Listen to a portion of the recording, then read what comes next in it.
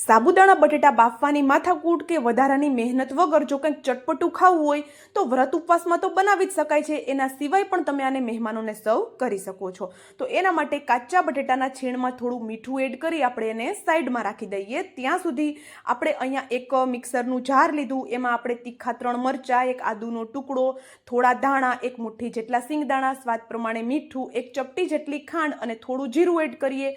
અડધા લીંબુનો રસ એડ કરી આની સરસ એવી પેસ્ટ વાટી લઈએ તો આપણી વ્રત ઉપવાસમાં ખવાય એવી ચટણી તૈયાર છે। હવે સાઈડમાં જે બટેટા રાખ્યા હતા એનું બધું પાણી નિતારી આપણે એને આ રીતે થોડા છૂટા છૂટા કરી લઈએ।